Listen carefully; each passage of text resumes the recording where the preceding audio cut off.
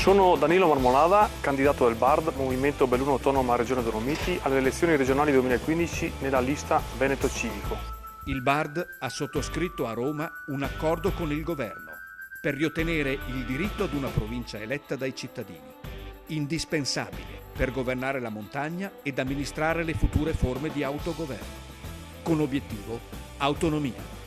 Con una provincia elettiva, base per l'autonomia vera, potremo innanzitutto avere un ente che è di pari dignità, che può rapportarsi allo stesso livello con le province autonome di Trento e Bolzano, ma anche con il Tirolo e con la regione autonoma del Friuli Venezia Giulia.